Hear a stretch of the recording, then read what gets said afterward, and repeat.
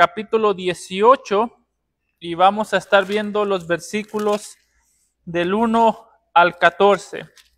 Estamos ya un poquito más allá de la mitad de este libro que hemos ido semana a semana desde ya algunos meses. Estamos llegando ya pronto al final de esta travesía por el libro de Mateo y el día de hoy nos corresponde Mateo capítulo 18, versículos del 1 al 14, y cuando lo tengas me responden con un amén.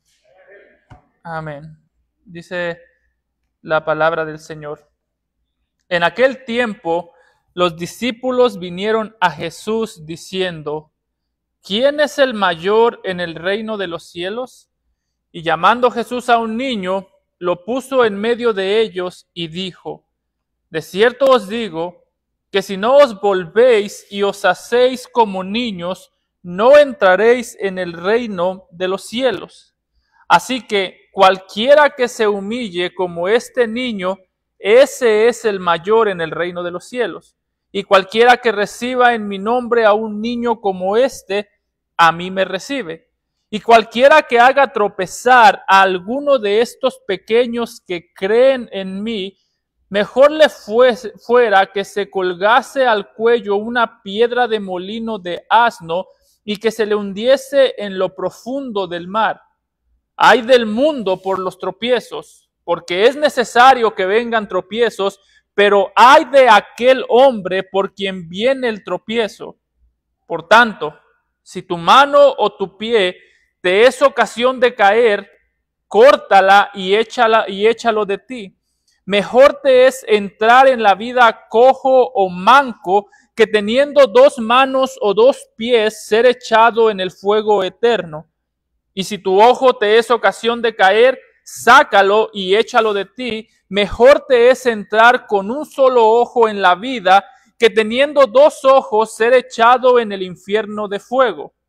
Mirad que no menospreciéis a uno de estos pequeños, porque os digo que sus ángeles en los cielos ven siempre el rostro de mi Padre que está en los cielos, porque el Hijo del Hombre ha venido para salvar lo que se había perdido. ¿Qué os parece? Si un hombre tiene 100 ovejas y se descarría una de ellas, ¿no deja las 99 y va por los montes a buscar la que se había descarriado? Y si acontece que la encuentra, de cierto os digo que se regocija más por aquella que por las 99 que no se descarriaron. Así, no es la voluntad de vuestro Padre que está en los cielos que se pierda uno de estos pequeños. Amado Padre, gracias porque no es tu voluntad que alguno de tus hijos se pierda.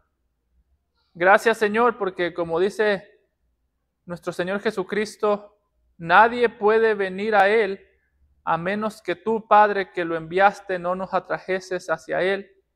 Y tú has prometido, Padre, que nos resucitarás en el día postrero.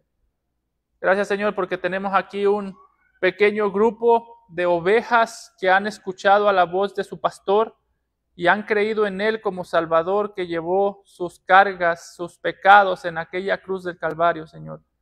Gracias, Padre, por eso, porque la promesa tuya es que ninguno de los que están aquí, que pertenecen a Cristo, se va a perder. Estamos seguros en Él, Señor, y te ruego que nos ayudes a recordar eso para tomar ánimo y que nos ayudes a recordar que nuestra seguridad proviene de Cristo para ser humildes, Padre.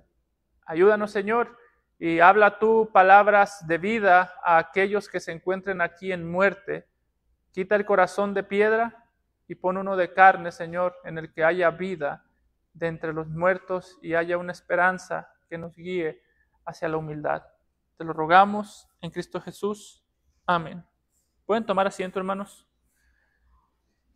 En esta sección que nos encontramos el día de hoy, aunque realmente el tema que veremos el día de hoy está bastante relacionado, por así decirlo, con lo que vimos la semana pasada, realmente algo que me gustaría que notemos es que en este pasaje el texto de Mateo pasa de hablar acerca de un tema individual para comenzar a describir un tema que tiene que ver con toda la comunidad. ¿A qué me refiero con esto? Que si usted recuerda, para este punto lo último que habíamos visto es la manera en la que el Señor Jesucristo había estado exhortando a sus discípulos por causa de su débil fe, había estado describiendo a los discípulos como personas que tenían una fe bastante débil, mientras que en esta ocasión comienza una sección nueva desde el capítulo 18 hasta el capítulo 20, en el que comienza el Señor Jesucristo a describir cómo luce la fe de un creyente en una comunidad. ¿Por qué digo yo que pasamos de hablar de un tema individual para comenzar a hablar de un tema comunitario? Porque la semana pasada enfatizamos la necesidad que nosotros tenemos de aprender cada uno de nosotros a depender del Señor Jesucristo, mientras que en esta ocasión veremos cómo esa dependencia del Señor Jesucristo comienza a crear una comunidad que saben tener comunión unos con otros. Es decir, es cierto, hermanos, que la fe es algo particular. Es cierto que la fe es algo que cada uno de nosotros tiene de manera individual, pero también es cierto, hermanos, que en la comunión de la iglesia se puede ver el tipo de fe o la madurez en la fe que tú tienes. No sé si usted alguna vez ha escuchado ese pensamiento de gente que dice: pero es que nadie puede ver mi corazón y nadie puede ver lo que hay dentro de mí, lo que hay en mi alma. Nadie puede saber si yo realmente tengo una fe madura en el Señor Jesucristo o no. ¿Alguna vez has escuchado eso? Gente que dice, la fe es personal, eso solamente Dios lo puede ver. Y ciertamente la fe es personal, solamente Dios ve el corazón, pero al mismo tiempo, hermanos, la fe es comunal. Y si no tenemos comunión con nuestros hermanos, tenemos toda la razón para no creer que la fe que nosotros tenemos sea una fe madura. Donde no hay comunión, no podemos saber si hay madurez. Y eso no es solamente algo que nosotros decimos, eso lo dijo el mismo apóstol Pedro, que estaba presente cuando el Señor Jesucristo estaba exhortando a sus discípulos para que aprendieran a tener una comunión, digámoslo así, saludable. Pedro lo dijo en Primera de Pedro, capítulo 1, versículo 22, y escuche cómo lucía para Pedro una persona que está creciendo en obediencia a la verdad. Dice el Señor, o dice el apóstol Pedro en Primera de Pedro 1:22, puesto que en obediencia, escuche esto, en obediencia a la verdad, habéis purificado vuestras almas para un amor sincero de hermanos, amaos unos a otros entrañablemente de corazón puro. Si nota que aquí el apóstol Pablo está hablando de la salud de un alma purificada, de un corazón puro, y dice el apóstol Pedro, un alma purificada siempre lleva al amor con sus hermanos. Un corazón puro siempre lleva a la comunión con sus hermanos. Así que si tú estás aquí, mi hermano, ciertamente nosotros no podemos ver tu alma, no podemos ver tu corazón, pero la manera en la que tú tienes comunión con tus hermanos o la manera que tú cuidas el alma de tus hermanos nos dice mucho de la condición y el estado del alma tuya. ¿Tú quieres saber qué tan saludable está tu alma? Pregúntate cuánto te preocupas por el alma de tus hermanos. ¿Quieres saber qué tan saludable está tu corazón? Pregúntate cuánto te preocupas o cuánto te interesa el corazón de tus hermanos que se encuentran aquí el día de hoy. ¿Por qué? Porque el que no puede amar a su hermano, a quien ha visto, ¿cómo amará o cómo le vamos a creer que ama a Dios? Dice el apóstol Juan, a quien no ha visto. Realmente, hermanos, a veces la vida cristiana o un análisis para ver cómo está nuestra madurez en la vida cristiana es mucho más fácil de lo que nosotros pensamos. A veces decimos, pastor, ¿cómo sé yo si estoy madurando? ¿Cómo sé yo si estoy creciendo? Bueno, diría el apóstol Juan, estás creciendo en amor por tus hermanos. A veces, entonces, no estás madurando. Estás creciendo en comunión con tus hermanos. A veces, entonces, no estás madurando. ¿Por qué? Una vez más, porque ciertamente, hermanos, tú no puedes el día de hoy ver el corazón de tus hermanos. Yo no puedo ver tu relación con Cristo en lo íntimo de tu corazón. Pero si tú no tienes relación con la iglesia del Señor Jesús, es porque tú no tienes interés con el Señor Jesús. A veces la gente piensa, o a veces pensamos nosotros, que los que nos rodean son ingenuos. Porque decimos, no, pero es que yo a solas con el Señor, yo estoy bien a solas con el Señor. ¿Cuál es la excusa principal de muchas personas que creen que la iglesia no es importante? Mientras yo esté bien con Dios, no importa cómo esté con el resto. Hermano, estar bien con tus hermanos es mucho más fácil que estar bien con Dios. ¿Sabes por qué? Porque el estándar de tus hermanos es más bajo.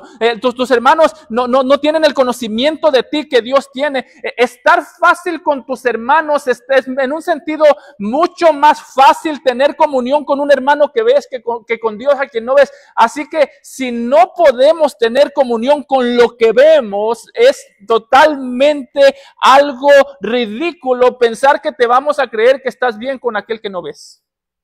Por eso, en estas semanas, hermano, desde el capítulo 18 hasta el final del capítulo 20, si fuésemos a sacar una idea central para estos capítulos, sería la comunión dentro del pueblo de Dios.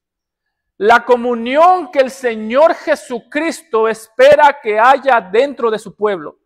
Y escúchame bien, el punto de estos versículos es mostrarnos la comunión, pero el punto de estos versículos no es que tú veas la comunión que el Señor Jesucristo espera en su pueblo para que tú puedas exigir la manera en la que la gente debería tratarte a ti. Porque vamos a hablar de la humildad. Y lo primero donde se nos va a la mente es, sí, pastor, qué bueno que se va a hablar de la humildad, porque en esta iglesia hay mucha gente arrogante. Vamos a hablar del amor y lo primero que se nos viene a la mente es, sí, pastor, qué bueno que vamos a hablar del amor, porque aquí hay mucha gente que no demuestra el amor como debiera. Pero hermano, no pienses de esta manera. Vamos a hablar de la humildad, no porque a tus hermanos les falta humildad, sino porque a ti te falta humildad. La persona más necesitada de humildad no es el hermano que está sentado a un lado de ti. Y déjame te lo digo más claro, la persona más necesitada de humildad no es la persona con la que te casaste, no es tu esposa, no es tu esposo. La persona más necesitada de humildad eres tú. Se dice que la humildad es una característica que cuando nosotros la presumimos, sabemos que la hemos perdido. El que dice, yo soy humilde, ha perdido la humildad. Que la humildad no se presume. La humildad practicada no tiene que ser anunciada, se ve. Bueno, también podríamos decir del orgullo, porque ahorita que mencionemos el orgullo, yo sé cuál va a ser la tendencia tuya, decir, pastor, pero es que yo no soy tan orgulloso. Realmente, hermano, yo sí creo que todos los cristianos odiamos el orgullo, solo que no odiamos el nuestro. Yo odio su orgullo, usted odia mi orgullo, pero yo no odio mi orgullo. Yo creo que el problema del cristiano no es que no odia el orgullo. El problema del cristiano es que odia el orgullo de todo el mundo, menos el propio. Así que ahorita que estemos hablando del orgullo, no te escudes diciendo, pastor, yo antes era bien orgulloso. Porque hermano, si el que presume la humildad la ha perdido, el que niega el orgullo es una señal de que lo tiene. Una señal de una persona orgullosa no es que antes era orgulloso. Una señal de una persona orgullosa es que cree que no es orgullosa. De hecho, el orgullo, al igual que la humildad cuando la presumes la pierdes. El orgullo cuando lo niegas lo abrazas. Así que mucho cuidado con nosotros tratar este tema como, oh pastor, qué bueno que va a hablar de la comunión, porque a veces yo llego y nadie me saluda. Qué bueno que va a hablar de la humildad, porque aquí hay gente muy arrogante. Hermano, el mayor necesitado de este tema eres tú. El mayor necesitado de estos temas soy yo. Por eso no pienses en nada. Como alguien decía, si tú escuchas que las campanas están sonando, el que está siendo llamado a misa eres tú. Y es raro que yo diga que está siendo llamado a misa detrás de este púlpito. Pero si tú escuchas campanazos, son para ti. No son para tu esposa. No son para tus hijos. No son para tus hermanos. No son para el liderazgo de la iglesia. Que de hecho aquí el Señor Jesucristo, veremos la semana pasada, menciona a la iglesia, pero no menciona al liderazgo. ¿Por qué? Porque aquí está diciendo, esta es la responsabilidad de toda la iglesia. No solo del liderazgo, no solo de los hermanos, no solo de las hermanas, de toda la iglesia. Y por eso lo primero que vamos a ver en los versículos del 1 al 6 es el peligro de la falta de humildad en el pueblo de Dios. Versículos 1 al 6, el peligro de no ser humildes. Y versículo del 7 al 14, la práctica o la manera en la que luce la práctica de la humildad dentro del pueblo de Dios. Así que vamos a ver una advertencia y una exhortación. El Señor nos advertirá cómo es el peligro cuando falta la humildad en la iglesia, y en la segunda parte el Señor nos exhortará cómo saber o cómo luce una iglesia que está creciendo en humildad. Y note que cuando empieza a hablar de este tema y cuando empieza a describir el peligro de la falta de humildad, el texto comienza no con una advertencia del Señor Jesús, sino con una pregunta de los discípulos al Señor Jesús. Dice que en aquel tiempo, ¿cuál tiempo? Cuando Jesús los exhortó para que dejaran de tener una fe débil, cuando el Señor Jesucristo les anunció la cruz del Calvario, les anunció el sufrimiento. Note usted el contexto y note usted lo peligroso que es el orgullo. Jesucristo les acababa de decir a los discípulos, voy a la cruz. Y lo primero que vino a la mente de los discípulos fue, en aquel tiempo los discípulos vinieron a Jesús diciendo, ¿quién es el mayor en el reino de los cielos? Wow, ¿se imagina usted estar hablando con su esposa y decirle, mi amor, estoy a punto de sufrir, estoy enfermo y estoy a punto de sufrir, o estoy a punto de morir, y que su esposa le pregunte, ¿y quién se va a quedar con la casa? Todavía no se enfría el cuerpo y ya los cuervos están saltando a ver quién se va a quedar con la casa. Bueno, algo similar está pasando aquí. De hecho, hay quienes que piensan que posiblemente para este punto el Señor les ha dicho a los discípulos, voy a la cruz, y los discípulos están preguntando, Señor, y ahora que tú no vas a estar, ¿quién va a tomar tu lugar? ¿Quién va a ser el nuevo líder de este grupo? Posiblemente ellos querían saber, si tú ya no vas a estar, la cosa tiene que seguir. Este grupo ya se está poniendo bueno, ya tenemos seguidores, podemos hacer milagros. Así que el hecho que tú no estés, Señor, no quiere decir que esto se tiene que terminar.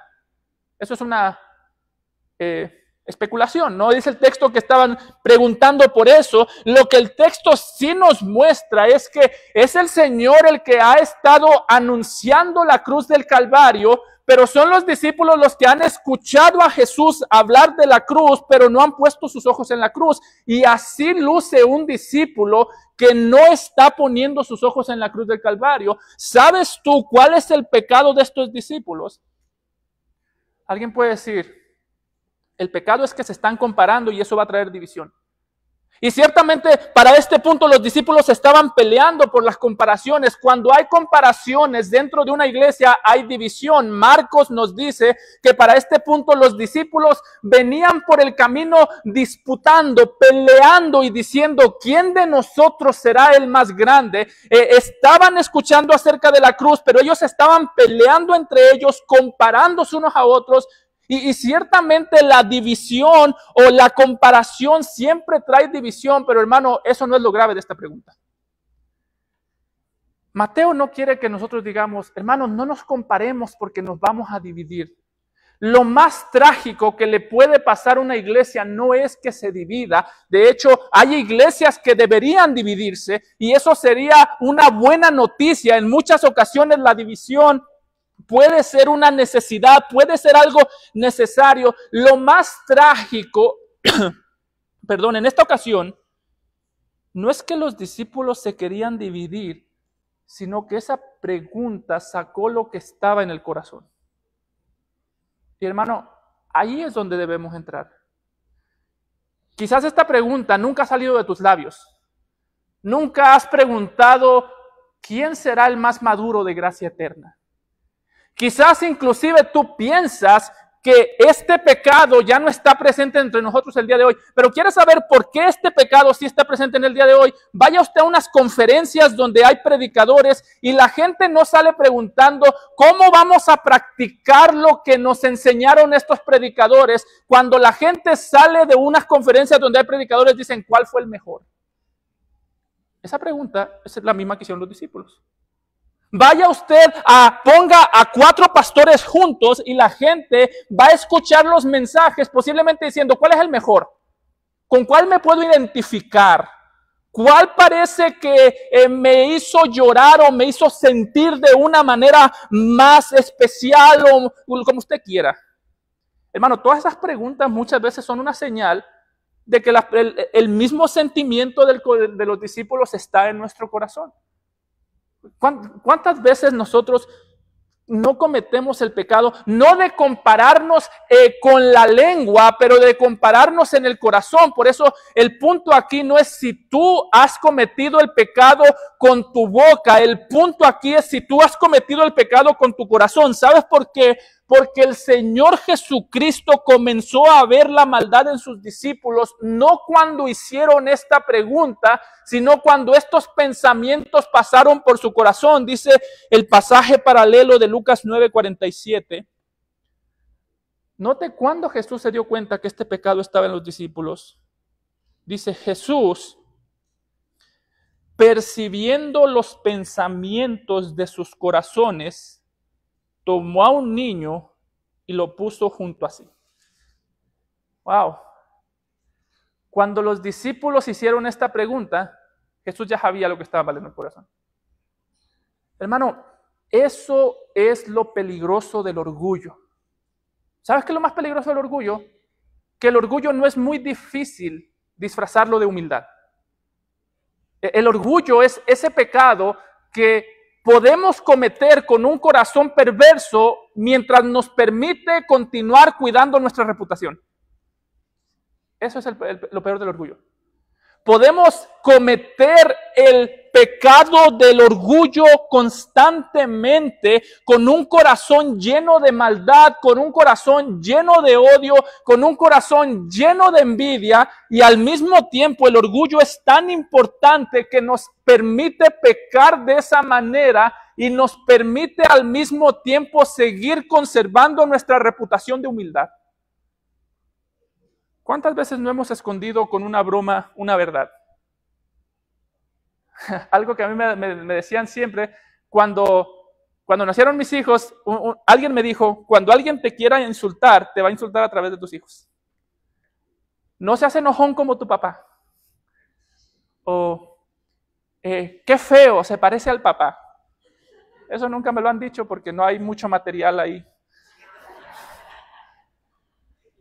Pero hermano, ¿cuántas veces nosotros no hemos tirado la piedra, como decimos en México, y escondido la mano?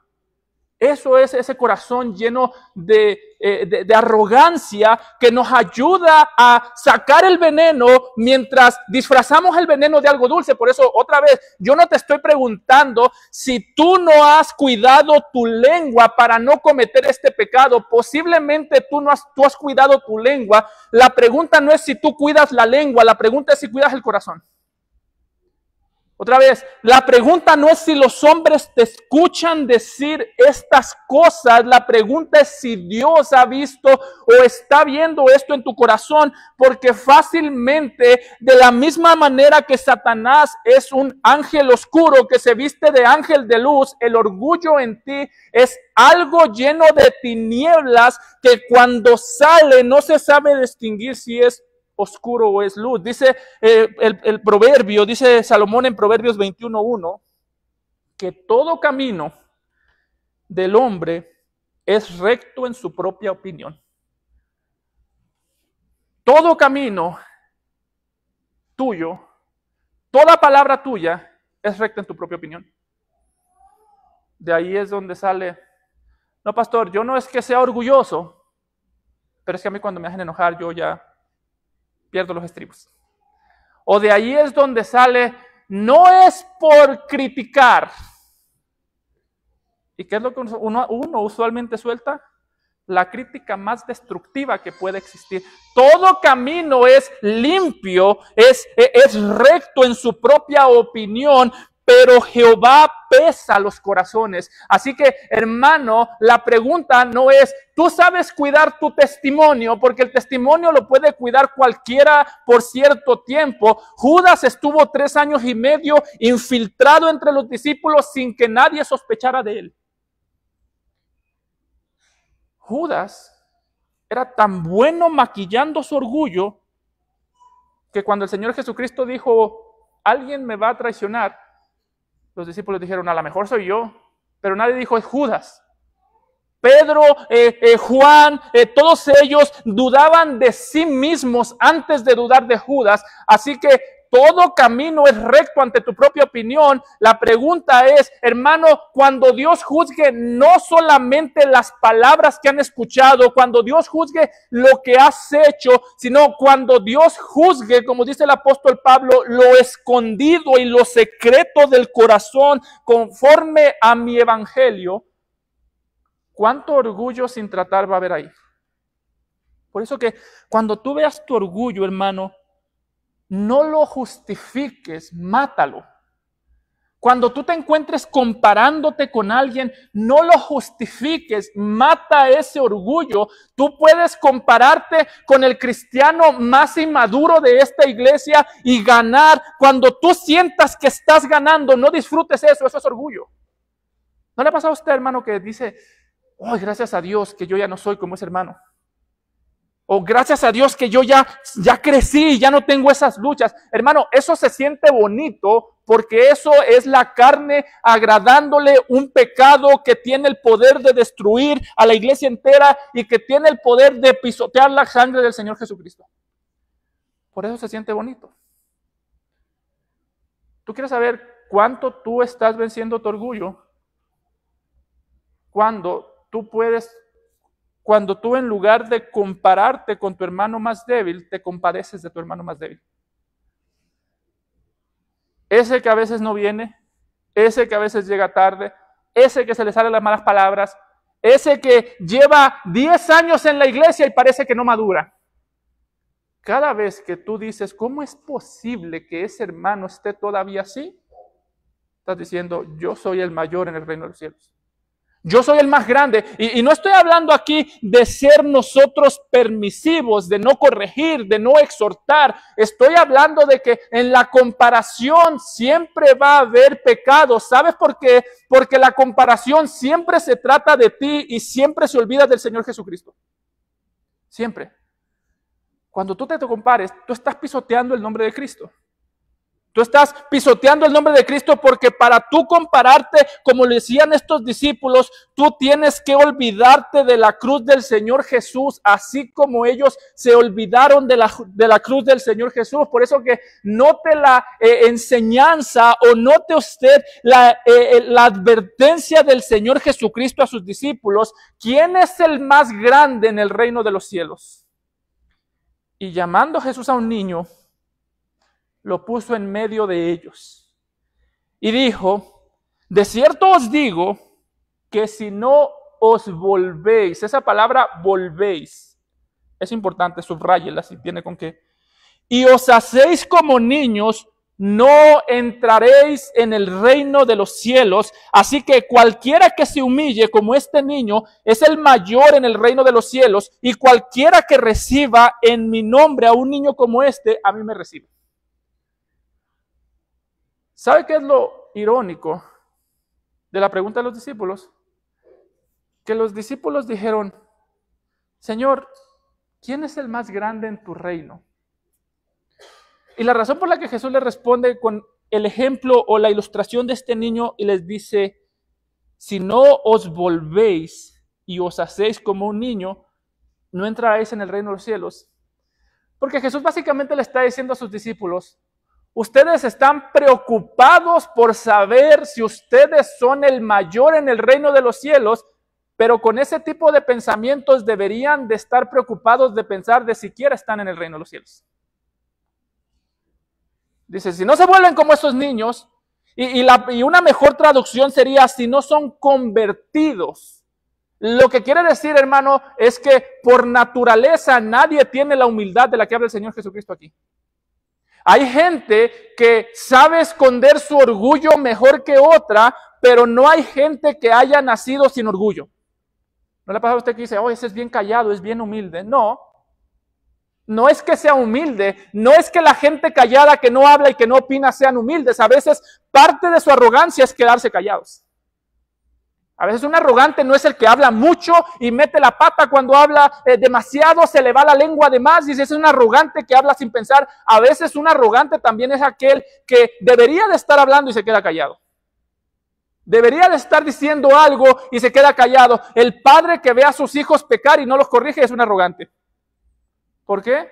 Porque prefiere ver a sus hijos irse al infierno que alguien moleste su comodidad y esconde su arrogancia con silencio. No es que la gente callada sea por naturaleza humilde, es que como dice Proverbios, aún el necio cuando guarda silencio es pasado por sabio, pero no es sabio. Así que la necesidad de humildad, dice, no es algo con lo que se nace, es algo que proviene de Dios. Por eso es que el verbo que utiliza es, si no os volvéis, y como digo, una mejor traducción sería, si no son convertidos como estos niños, no entrarán en el reino de los cielos. Lo que estaba diciendo, lo irónico, hermanos, de este pasaje es que cuanto más nosotros nos preocupamos por ser conocidos como el más grande en el reino de los cielos, es cuando más seguros podemos estar que nuestro corazón está lejos del reino de los cielos. Lo que sea que tú hagas, predicas para sentirte mejor que tus hermanos, esa predicación, por más bíblica que sea, es un testimonio de que hablaste palabras del reino con la boca, pero tu corazón estaba deseando el reino del infierno en la tierra. Levantas, vienes a limpiar la iglesia para sentirte superior a otros hermanos. Bueno, limpiaste el templo donde se adora al Señor, pero tienes el corazón lleno de los deseos que son contrarios al Señor. ¿Por qué? Porque todo lo que nosotros hacemos para sentir que tenemos cierta grandeza, o todo lo que nosotros hacemos para sentir que estamos siendo, que podemos impresionar, va en contra del Señor. Por eso, hermano, ¿sabes tú cuándo es el momento más peligroso para un cristiano? Después de que sirve. El momento más peligroso para mí como pastor es cuando me bajo de este púlpito, porque si alguien me felicita, se me sube el ego. Si nadie me felicita, se me baja la moral. Las dos cosas son pecado. El momento más peligroso para ti es después de servir. ¿Por qué? Oh, pastor, yo serví a la iglesia y nadie lo aprecia, pastor. Eso quiere decir que estabas no sirviendo a la iglesia, sino sirviéndote de la iglesia. Estabas sirviendo para ser admirado. Ya tienes tu recompensa, dijo Jesús de los fariseos. Es el mismo tema que estaba usando aquí. De hecho, es las mismas palabras. Si vuestra justicia no fuese mayor a la de los escribas y fariseos, no entraréis en el reino de los cielos. Si no os convertís como niños, no entraréis en el reino de los cielos. ¿Sabes qué es lo que está diciendo el Señor Jesucristo? Tú puedes hacer todo lo correcto, pero si lo haces sin humildad, tú estás siendo un fariseo. ¿Predicas sermones correctos? Sí. ¿Y cómo reaccionas después de que terminaste de predicar? Confío en el Señor, gloria a Dios. ¿Cómo reaccionas después de que terminas de predicar? Señor, estoy harto de preparar sermones que nadie aprecia. Tú no estabas predicando la palabra de Dios. Tú estabas utilizando la palabra de Dios como un trampolín para brillar. Así que, hermano, pregúntate esto. ¿Estás tú dispuesto a servir a una iglesia que muchas veces no solo no te va a dar las gracias, sino que te va a criticar? No, pastor, porque yo no estoy loco. Es lo que el Señor espera de ti. Es lo que el Señor espera que la cruz del Señor Jesucristo haga en ti. ¿Sabes por qué, hermano? Porque no hay un siervo mayor que Cristo y no hay un siervo más maltratado que Cristo. Y no me estoy refiriendo a que a Cristo lo maltrataron y le pagaron mal cuando Él fue a la cruz del Calvario. Me estoy refiriendo a que tú el día de hoy has hecho los suficientes pecados como para que el Señor Jesucristo tuviese todo el derecho de haberse arrepentido, de haber muerto por ti en la cruz del Calvario, y no lo hace. ¿Estás dispuesto a servir a tus hermanos, no solamente cuando no te agradecen, sino cuando te pagan mal por bien? Porque eso es lo que el Señor Jesucristo está diciendo. Eso es el mayor en el reino de los cielos. Tú quieres ser grande, acostúmbrate a estar al último. Tú quieres ser el primero, acostúmbrate a que te traten como el último. Tú quieres ser el más fiel, acostúmbrate a sufrir como si fueras infiel. Por eso, hermano, es que esta respuesta yo creo que a los discípulos no les gustó. Los discípulos seguramente para este punto estaban molestos porque ¿sabe por qué Jesús utilizó a un niño? Que dicen, es que está diciendo que debemos ser inocentes como los niños. Pero no, los niños de hecho no son tan inocentes. Si usted tiene hijos, usted sabe de qué le estoy hablando. El punto no es que debemos imitar a los niños en su inocencia o a los niños en la limpieza o en la pureza de sus corazones. De hecho, hay otros lugares donde se describe a los niños como un mal ejemplo a imitar. Dice el apóstol Pablo en 1 Corintios 14:20, hermanos, no seáis niños en la manera de pensar. El punto aquí no es que los niños están bien delante de Dios. ¿Sabe cuál es el punto aquí? Que en aquella sociedad los niños eran de las personas que menos se tomaban en cuenta. A nadie le importa la opinión de un niño. Si usted tiene problemas el día de hoy, usted se va a sentar con su esposa a hablar de cómo solucionar los problemas de la casa. Usted no le va a preguntar a su hijo. Pues yo espero. A nadie le importa la opinión del niño. ¿Y sabe qué es lo más curioso? Que al niño tampoco le importa que él no sea importante. La humildad del niño no es que el niño es puro. La humildad del niño es que usted puede menospreciar al niño y el niño no le importa que usted lo menosprecie. ¿Por qué? Porque él solamente es un niño que sabe que tiene que depender de sus padres. Es un niño que sabe que tiene que depender con humildad en sus padres. Y está diciendo el Señor Jesucristo, esa humildad es la que yo quiero ver en mis discípulos. Es que nadie toma en cuenta mi opinión, pastor. ¿Y eso te causa problema? Porque si te causa problema, eso es arrogancia. Es que, pastor, a mí nadie me preguntó yo qué opino. ¿Y por qué eso es un problema, hermano? Cuando yo escucho a un cristiano decir, es que a mí nadie me preguntó. No te tenemos que preguntar. Así como yo tampoco tengo que ser, me tienen que preguntar todo. Eso es la humildad del Señor que espera en sus discípulos. El niño no está preocupado por ser el más grande. El niño no está preocupado por ser el más reconocido. De hecho, en este contexto, el niño ni siquiera debería estar preocupado de compararse con sus hermanos. El niño solamente escucha la voz del Padre, obedece la voz del Padre y depende de su Padre, confiando en Él, en las cosas que le mande a hacer. Eso es lo que el Señor Jesucristo quiere. Eso es humildad. Por eso, hermano, ¿sabes tú qué es lo más triste, hermano?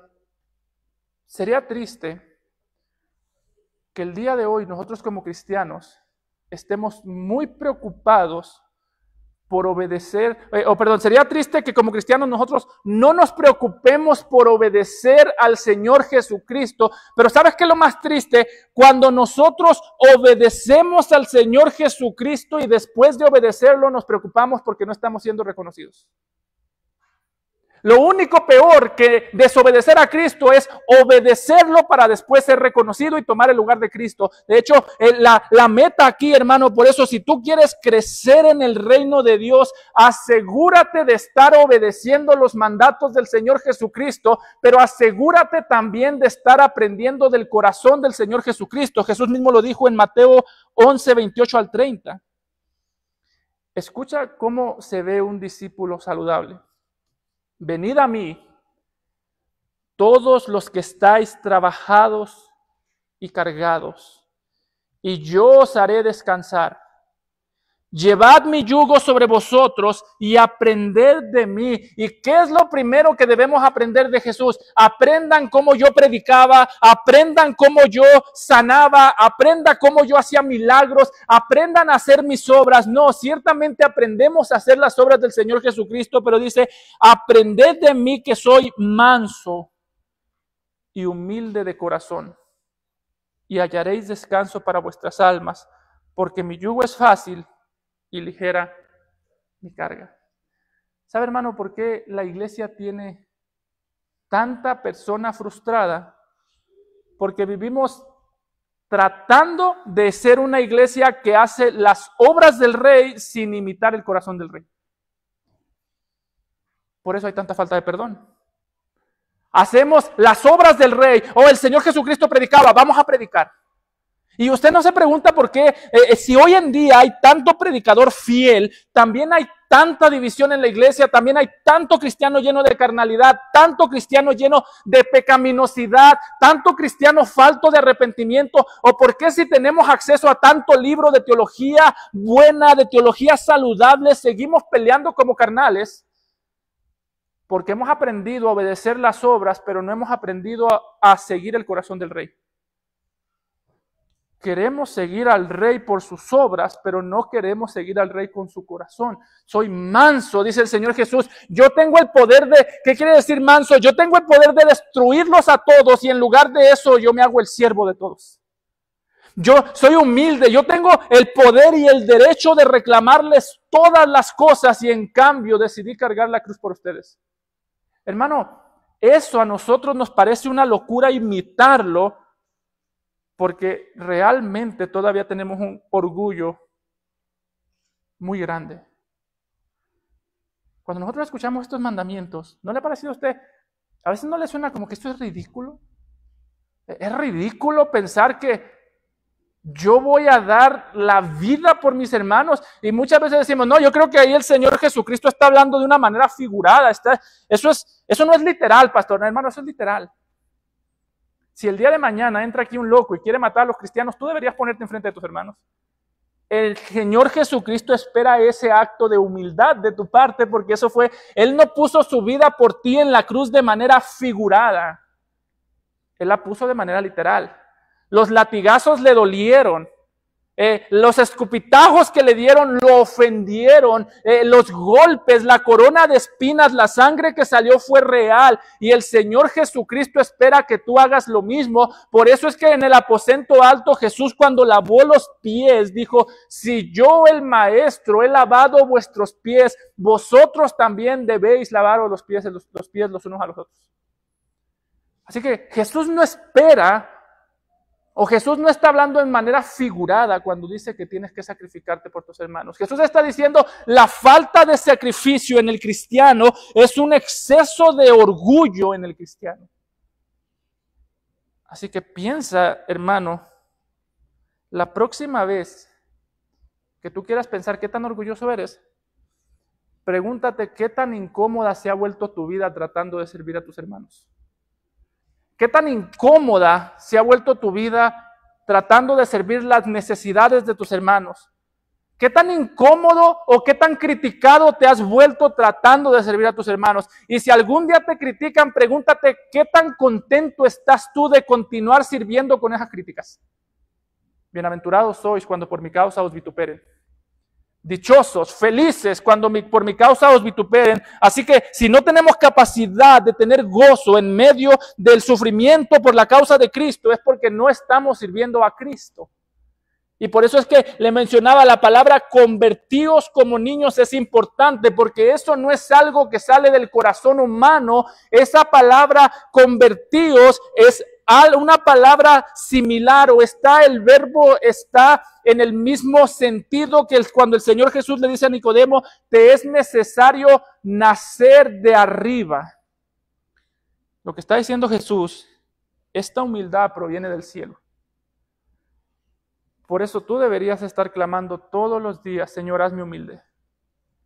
Señor, confieso mi arrogancia. Señor, escuché a un hermano que está sufriendo y no me importó.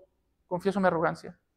O Señor, Escuché a un hermano que está sufriendo, fui a ayudar a ese hermano que está sufriendo y quisiera que más personas se enteren de lo que yo hice por ese hermano. Confieso mi arrogancia. Muchas veces, hermano, cuando nosotros queremos que nuestras buenas obras salgan a luz, no son testimonios, es presunción, es presumidos. Confiesa tu arrogancia porque el Señor Jesucristo está diciendo, esta humildad viene de arriba, esta humildad es recibida y cuando tú estás viendo la arrogancia debes clamar, Señor, conviérteme y seré convertido, como dice Jeremías, ilumina mis ojos para que no muera, ilumina mi entendimiento para poder obedecerte, ilumina mi corazón para darle muerte al pecado y abrazar tu justicia. Por eso el Señor Jesucristo dice, convertíos como niños, ser humildes de como niños, o no entraréis en el reino de los cielos. Ahora, ¿cómo se mira esa humildad en la práctica?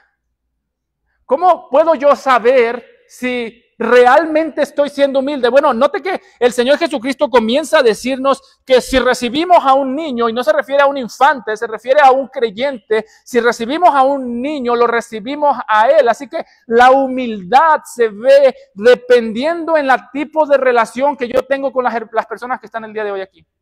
Por eso que yo le decía, las personas calladas no necesariamente son humildes. Las personas calladas que no tienen interés en tener comunión con nadie son arrogantes.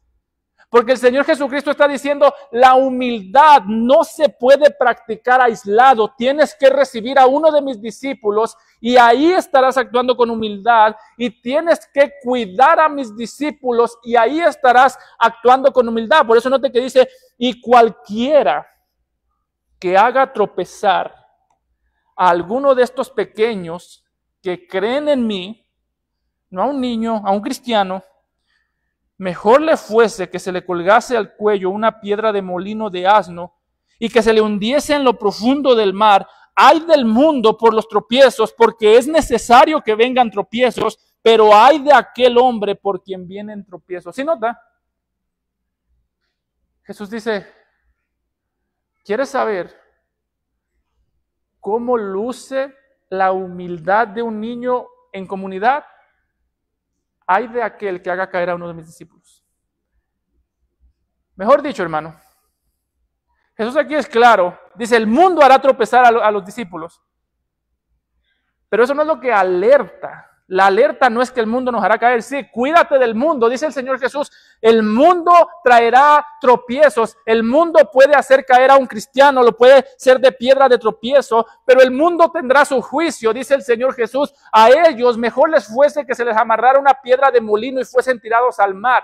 Mejor les fuese al mundo ser ahogados en el mar que sufrir las consecuencias de hacer tropezar a la iglesia del Señor Jesucristo. El mundo hará tropezar, pero el Señor Jesucristo, la advertencia principal no es que el mundo te hará caer, sino que tú puedes hacer caer a tus hermanos. Por eso empieza diciendo, cualquiera que haga tropezar a alguno de estos pequeños, cualquiera. El mundo tiene su responsabilidad, pero tú también. ¿Sabes, hermano? Para el Señor Jesucristo, ¿cuál es el peligro más grande de esta iglesia? Yo creo que ya sabe, ¿verdad? Hermano, a nosotros nos gusta pensar que el mayor peligro que nos rodea es que estamos rodeados de gente orgullosa. ¿Ha visto usted esas cosas que la gente publica en Facebook?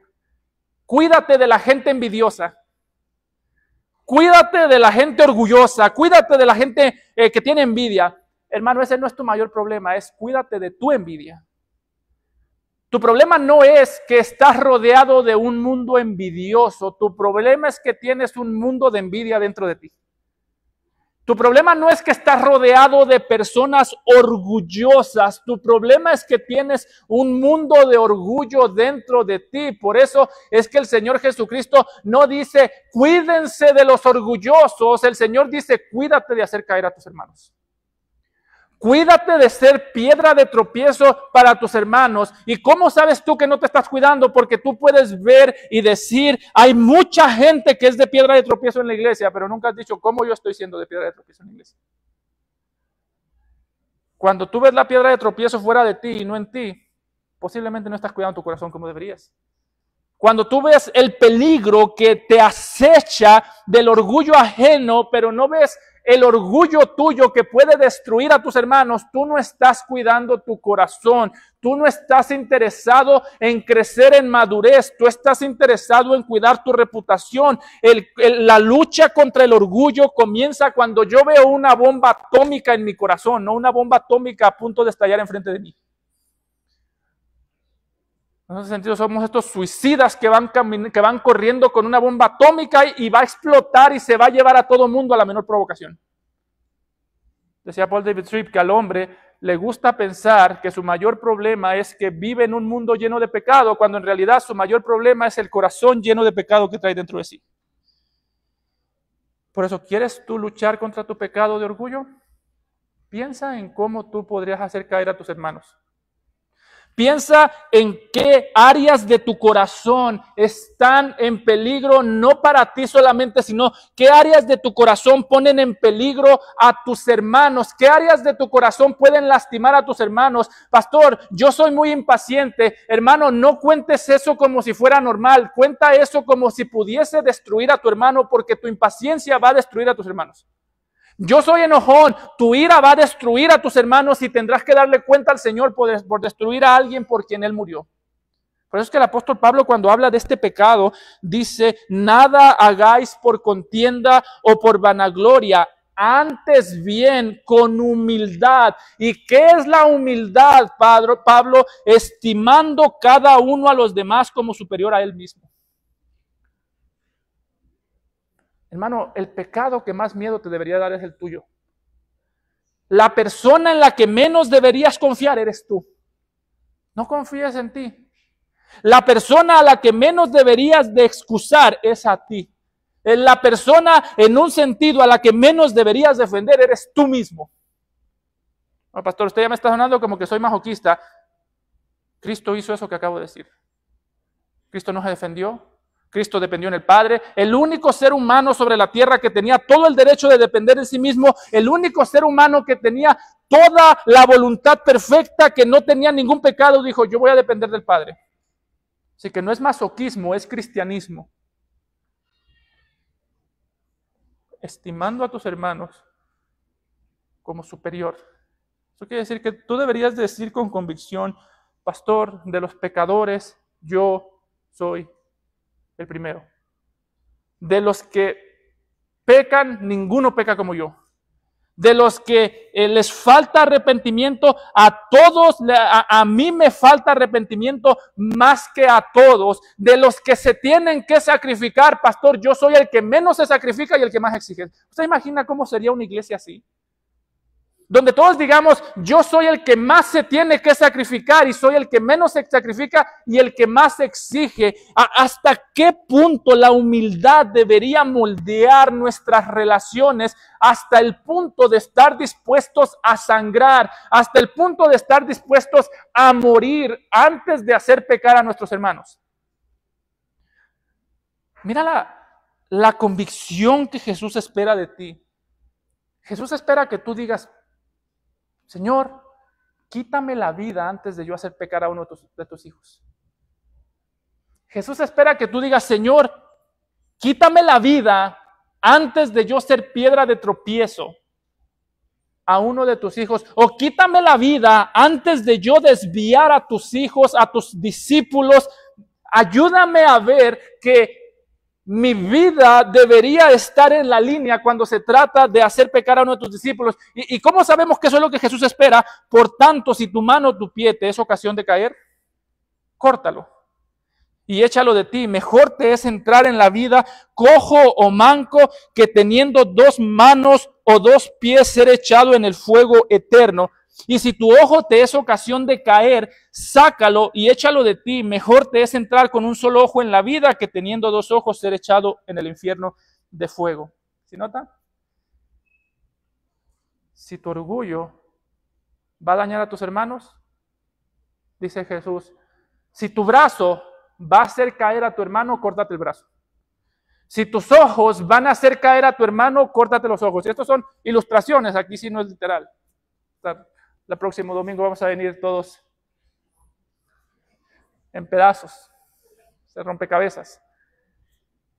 Esto sí es figurado, pero está diciendo el Señor Jesucristo, deberíamos aborrecer nuestro pecado que hace caer a nuestros hermanos hasta el punto que digamos, es mejor vivir sin un brazo que tener ese brazo y hacer caer a mi hermano. Es algo similar a lo que dice el autor de Hebreos en Hebreos 12:4, porque todavía en vuestra lucha contra el pecado no habéis resistido hasta el punto de derramar sangre.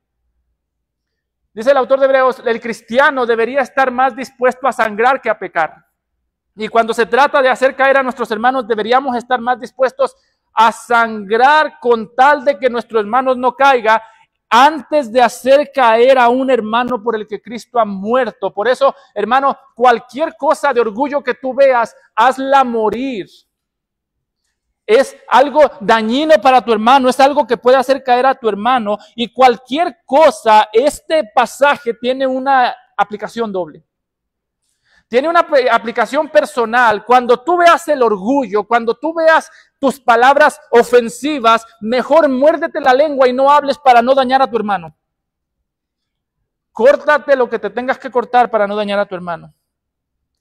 Pero cuando la iglesia vea a un cristiano que está dañando a sus hermanos sin arrepentimiento, que la iglesia arranque de la congregación a ese hermano. La misma palabra que Jesús usa aquí para hablar de que debemos cortarnos un pie, debemos cortarnos una mano antes de hacer caer a nuestros hermanos, es la misma palabra que utiliza el apóstol Pablo en 1 Corintios 5:2, cuando habla de un cristiano que debería haber sido expulsado de la iglesia. Dice, no debierais más bien haberos lamentado para que fuese quitado de en medio de vosotros el que cometió tal acción. ¿Qué quiero decir con esto? Que como cristiano yo debo arrancar de mi vida lo que daña a mis hermanos. Y como iglesia nosotros debemos arrancar de la iglesia al que está en una vida de orgullo dañando a sus hermanos sin arrepentirse. El día, hermanos, que nosotros veamos a un cristiano orgulloso, atacando a sus hermanos, negándose a reconocer su pecado, el pecado sería dejarlo en la iglesia. Y como iglesia nosotros practicamos la disciplina. ¿Y qué quiere decir eso? Que como iglesia nosotros le damos la bienvenida a todo el que llega, nosotros le damos la bienvenida a la membresía a todo el que cree en Cristo y ha sido bautizado, y como iglesia nosotros sacamos de la membresía sin pedirle permiso a todo aquel que está pecando sin arrepentirse. Porque no hacerlo es pecar más que el que cometió el pecado. ¿Y por qué lo hacemos? ¿Por qué nosotros cuidamos a los cristianos de esa manera? Porque Dios valora a los cristianos de esa manera. Mirad que no menospreciéis a uno de estos pequeños. Menospreciarlo es ver que sufre sin cuidarlo, es ver que necesita ayuda sin ayudarlo, ver que está sufriendo sin auxiliarlo. Mirad que no menospreciéis a uno de estos pequeños, porque os digo que sus ángeles en los cielos ven siempre el rostro de mi Padre que está en los cielos. Porque el Hijo del Hombre ha venido para salvar lo que se había perdido. ¿Qué os parece si un hombre tiene 100 ovejas y se descarría una de ellas, no deja las 99 y va por los montes a buscar la que se había descarriado? Y si acontece que la encuentra, de cierto os digo que se regocija más por aquella que por las 99 que no se descarriaron. Así no es la voluntad de vuestro Padre, que está en el cielo, que se pierda uno de estos pequeños. ¿Por qué cuidamos a nuestros hermanos? Porque el Hijo vino por esos hermanos, porque el Padre mandó a sus ángeles a cuidar a sus hermanos, porque el Padre se regocija cuando encontró a esos hermanos. ¿Sabe por qué cuidamos nosotros a nuestros hermanos? No porque se van a ir al cielo, sino porque Dios el Padre trajo el cielo a la tierra para buscarlos a ellos. Dios el Padre mandó a su Hijo del cielo. Dios el Padre manda a sus ángeles del cielo que cuiden a su pueblo. Por tanto, lo único natural para el cristiano es, si el cielo entero está dedicado a cuidar a los hijos de Dios, lo mínimo que tú puedes hacer es hacer morir tu pecado para cuidar a esos hermanos por los cuales Cristo sangró. Si el pastor se regocija cuando encuentra la oveja, nosotros nos regocijamos cuidando la oveja. Si el pastor se regocija cuando encuentra la oveja y la pone en su hombro con amor y la cuida con ternura, hermano, lo mínimo que puedes hacer tú es cuidar con amor a tus hermanos que son ovejas amadas por el pastor. Hermano, déjame termino con esto. La mayor motivación que tú tienes para cuidar a tus hermanos, para luchar contra el pecado, para no ser de piedra de tropiezos a tus hermanos, no es que amas a tus hermanos, es que odias el pecado y amas al Salvador que sangró para cubrir tu pecado y el pecado de tus hermanos. No cuidamos a nuestros hermanos porque los conocemos a ellos, los cuidamos porque conocemos a Cristo. Amado Padre, te damos gracias, Señor, por nuestro Señor Jesucristo, que nos dio este ejemplo de humildad. Él, siendo el más grande, actuó como el más pequeño, y siendo el glorioso, se humilló hasta lo sumo, Señor. Ayúdanos, Señor, a humillarnos nosotros también a nosotros mismos, a cuidar con ternura y amor a nuestros hermanos, para que tu iglesia, Señor, sea edificada y tu nombre sea glorificado. Te lo rogamos en Cristo Jesús. Amén.